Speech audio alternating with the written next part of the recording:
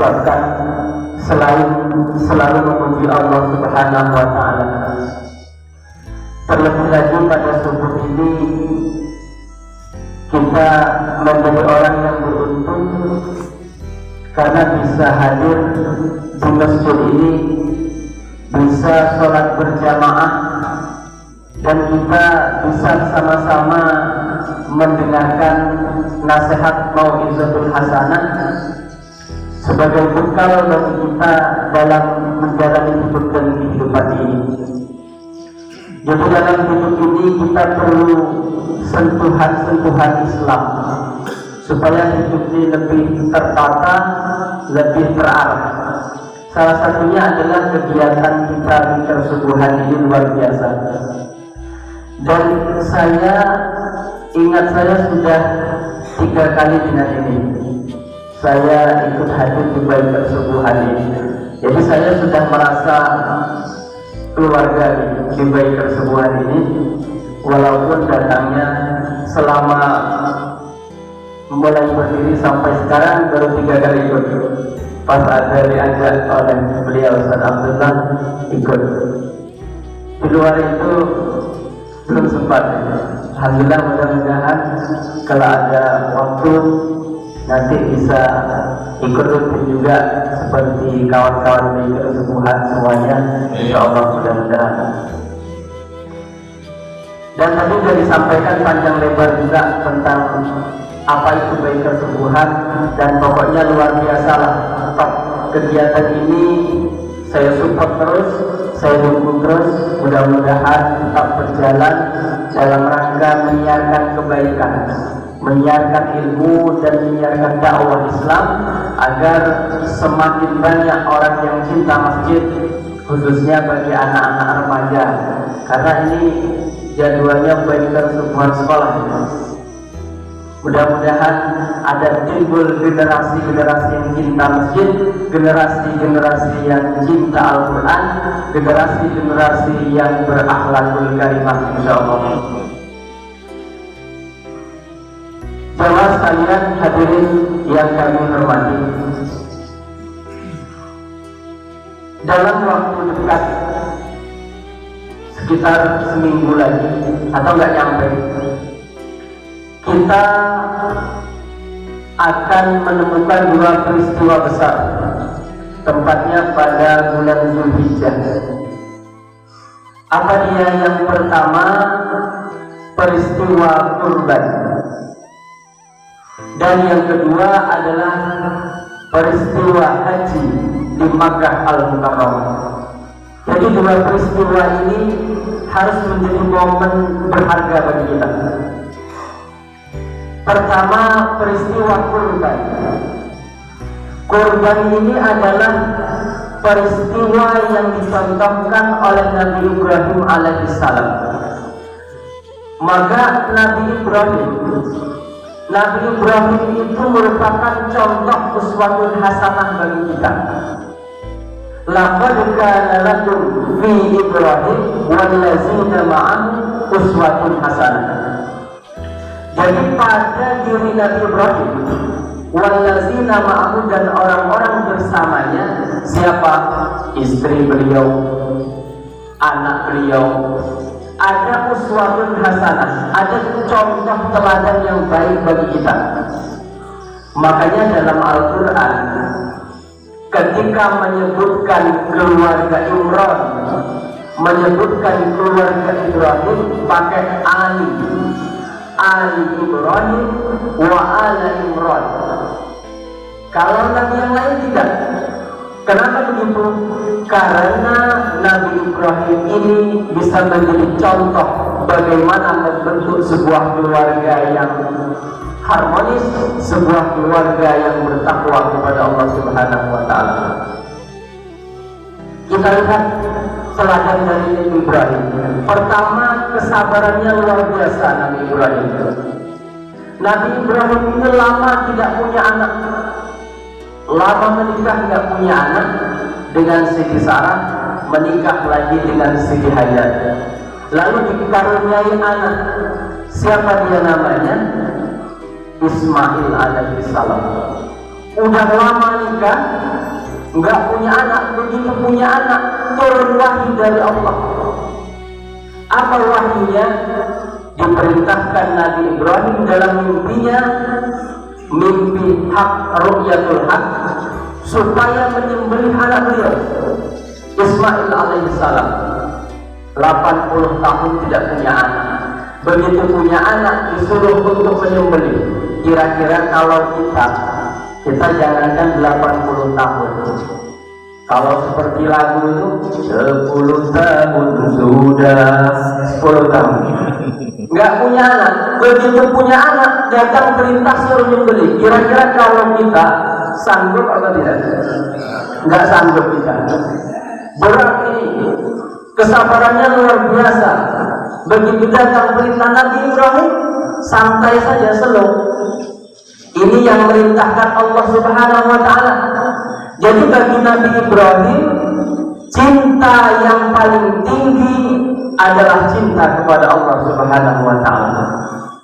Kesabarannya luar biasa. Anaknya juga, wahai anakku Ismail, datang perintah Allah supaya menyembelih engkau. Bagaimana pendapatmu? Kata Ismail, nggak apa-apa ya adikku. Kalau ini perintah Allah, saya siap saja. Jadi anaknya sabar, bapaknya sabar, ibunya sabar.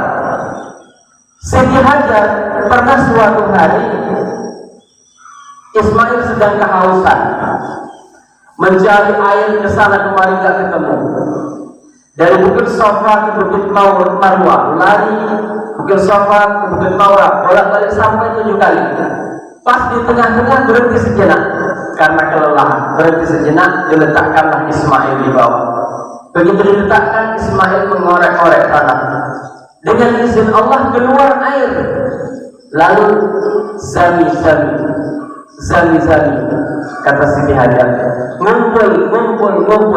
Akhirnya ngumpul itu air semakin banyak, semakin melimpah. Dan sampai sekarang air Zam-Zam itu tidak pernah kering. Ini salah satu keajaiban dunia luar biasa.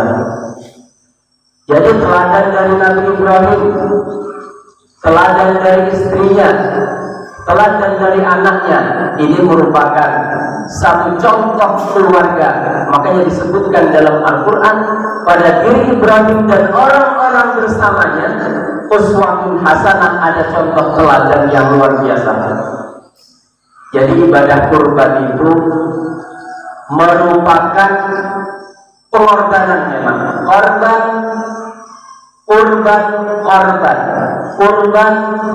Jadi kurban itu ya berkorban. Kita hidup ini perlu berkorban. Korban untuk siapa? Tentu korban yang paling besar adalah korban untuk Allah Subhanahu wa Ta'ala. Seperti subuh hari ini kita hadir datang ke masjid, mengorbankan tidur kita. Biasa kita tidurnya sampai jam 6. Bahkan tadi Bang Agung udah 2 kali absen. Baru hari ini bisa ikut karena bangunnya telat. Jadi kita potong tidur kita demi apa? Demi mencari keberkahan. Waktu subuh ini waktu yang berkah. Allah tebarkan rezeki ketika subuh hari. Maka orang-orang tua kita dulu pernah ngomong begini. Kata beliau, kalau kita bangun terlambat, maka kata beliau rezekinya sudah dipatok ayam. Dan ternyata benar, kalau kita bangun pagi, ternyata keberkahan pagi itu luar biasa. Rasulullah pernah berdoa untuk kita. Kata Nabi apa? Allahumma barik li ummati fi bukuriha. Ya Allah, berkahilah umatku pada waktu pagi harinya. Ternyata pagi hari itu penuh dengan berkah, bertabur rezeki, bertabur keberkahan, bertabur inisiatif, inspiratif. Maka kita kalau ingin dapat ide yang bagus, kalau ada masalah yang begitu berat, kita bangun di malam hari berdoa kepada Allah. wa minal lail fatahajjad bihi nafilah laka asa ayyab'asaka rabbuka maqaman mahmuda. Karena waktu sepertiga malam itu Allah turun ke langit dunia. Begitu dalam hadis Rasulullah sallallahu alaihi wasallam. Yanzilu rabbuna tabaraka wa ta'ala hina yabqa sulusul lail akhir. Jadi ketika waktu sepertiga malam Allah turun ke langit dunia. Lalu Allah memberikan 3 permintaan. Mayyanuni fastajibulah. Pertama, siapa orang yang berdoa di waktu sepertiga malam ini, fastajibulah, aku kabulkan doanya. Mayyas'aluni fa'u'tidu. Siapa orang yang meminta pada waktu sepertiga malam ini, aku beri permintaannya. Dan yang ketiga, siapa orang yang memohon ampun kepada Allah, beristighfar di waktu sepertiga malam ini, kata Nabi, famaghfaralahu, maka mengampuni Allah akan dosa-dosanya. Maka sepertiga malam itu banyak istighfar, bagus. Ini ciri-ciri penduduk surga.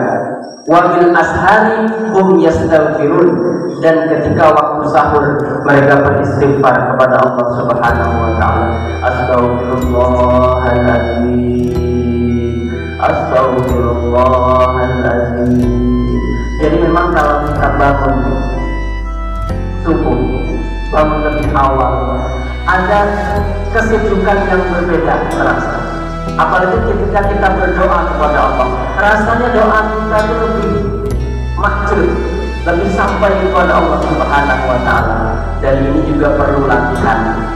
Kalau bisa sebulan sekali bangun malam, kalau tidak bisa seminggu sekali, seperti kita ini minimal seminggu kali kita bisa bangun lebih awal.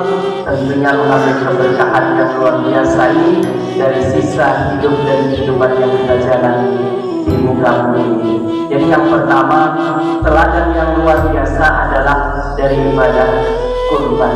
Jadi kurban itu berkorban. Korban yang paling besar adalah pengorbanan kita kepada Allah Subhanahu wa ta'ala. Yang kedua, anak teladan. Nabi Ismail menjadi anak yang teladan. Ini contoh bagi keluarga yang luar biasa. Maka kita selalu berdoa kepada Allah. Rabbana hab lana min azwajina wa dhurriyyatina qurrata a'yun waj'alna lil muttaqina imama. Rabbana hai Tuhan kami, hab lana berikan kami min azwajina dari istri kami wa dzurriyyatina dan anak keturunan kami qurrata a'yun sebagai penyejuk mata waj'alna lil muttaqina imama. Dan jadikan ya Allah orang-orang yang bertakwa imama, sebagai imam. Jadi kita minta punya keturunan yang qurrata a'yun. Qurrata a'yun itu maksudnya penyejuk mata. Kita kalau punya anak, kalau anak itu kita perintah, nah ambilkan air, nah bikinkan kopi, anak itu manut, taat. Maka kita melihat anak itu bagus, berprestasi, taat, maka mata kita sejuk pada saudara. Kesejukan mata itu hadir ke hati. Tapi kalau kita punya anak, kita perintah gak nurut, anaknya gak karu-karuan, prestasi gak punya, maka kita sedih. Mata kita melihat anak itu terasa panas, kepanasan mata sampai ke hati. Maka disinilah makna qurrata a'yun, penyejuk mata. Mudah-mudahan kita mendapat berkah juga dari Nabi Ismail, mendapat berkah dari Ibrahim, mendapat berkah dari istri beliau, sehingga kita mampu membentuk sebuah keluarga yang berkualitas di tengah-tengah kehidupan yang kompleks, yang banyak persoalan. Tentu yang perlu kita pertahankan bagaimana membentuk sebuah keluarga yang harmonis, sebuah keluarga yang bahagia. Jamaah hadirin wal hadirat yang kami muliakan. Yang kedua, pelajaran yang bisa kita petik di bulan yang akan datang tidak lain adalah ibadah haji. Walaupun saya sendiri belum haji, tapi saya berdoa niat mudah-mudahan bisa naik haji. Ya, Pak Badi ya. Yang penting pasang niat dulu. Ya Allah. Kata orang tua kita dulu, kalau kita bercocok tanam minang, nanam padi, nanam sawi, niatkan supaya bisa berangkat haji. Bismillahirrahmanirrahim. Jadi kalau kita usaha apa, niatkan Bismillah supaya bisa berangkat haji. Mudah-mudahan niat sampai. Amin insyaallah. Jadi ibadah haji ini puncak dari ibadah. Maka kalau kita lihat runutan dari rukun Islam itu 5. Pertama syahadat, kedua sholat, ketiga zakat, keempat puasa, kelima naik haji. Manis atau ilaihi sabila bagi orang yang mampu. Jadi haji ini ibadah puncak. Maka sebelum haji, perbaiki dulu sholatnya, perbaiki dulu puasanya, zakatnya dituntaskan. Sudah 4 nih baik, baru melaksanakan ibadah haji. Tapi kalau rezekinya memang ada, masih mudah melaksanakan haji, ya syukur alhamdulillah, luar biasa. Tapi hakikatnya haji itu ibadah puncak. Yang lain kita sempurnakan dulu, baru kita berangkat haji. Ketika sampai di Makkah Al-Mukarramah, disitulah ibadah puncak yang kita rasakan. Dan terakhir ibadah puncak itu adalah berada di padang Arafah. Di padang Arafah berkumpul. Menurut teman saya yang sudah haji, cerita dengan saya, kata dia, begitu sampai di Arafah, banyak orang berkumpul semua berpakaian putih. Nampak di Arafah itu tidak ada perbedaan. Bupati naik haji, ya Pak Wabung, kita berangkat sebagai petugas haji sekalian haji, alhamdulillah. Pejabat naik haji, semua tidak ada beda, putih sama. Ini nanti seperti itu kita di padang mahsyar. Tidak ada yang membedakan kita, pangkat jabatan, kekayaan, status sosial sama di hadapan Allah. Begitu sampai di padang Arafah, cerita beliau, bertumpahlah air mata, menangis dia. Kata dia, dosa-dosa kita selama kita di tanah air ini nampak semuanya. Nampak, menangislah dia, menangis bertaubat kepada Allah, bertaubat dengan taubatan nasuha. Maka di saat itulah begitu terasa, kata dia, ternyata kita ini hanyalah hamba yang tidak berdaya di hadapan Allah Subhanahu wa ta'ala. Nah, jadi kita yang belum melaksanakan haji ini, ya setidaknya kita ada memetik pelajaran dari ibadah haji ini agar bisa menata hidup kita jauh lebih baik lagi. Labbaik Allahumma labbaik, labbaik la syarika laka labbaik, innal hamda wan ni'mata wal mulka la syarika lak. Wahai Allah, apa lagi? Jadi ibadah haji. Jadi saya rasa 2 pelajaran penting ini perlu kita ambil hikmahnya di dalam kita menyongsong bulan Zulhijjah yang akan datang ini. Insyaallah sekitar seminggu nggak sampai. Mudah-mudahan makna ibadah kurban ini, makna ibadah haji ini bisa merasuk ke hati kita sehingga betul-betul bisa menjadi teladan bagi kita. Dan ibadah kurban itu identik dengan keikhlasan. Maka begitu juga dengan hidup. Kita hidup ini harus ikhlas. Maka ada istilah be yourself. Apa artinya?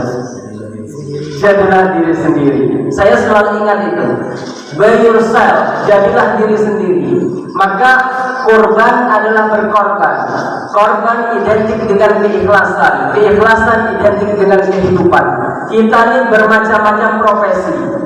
Kita jangan pengen jadi orang, jadilah diri sendiri. Karena menjadi diri sendiri kita akan lebih bahagia. Kadang-kadang dalam hidup ini kita sering memandang orang itu lebih nikmat dari kita.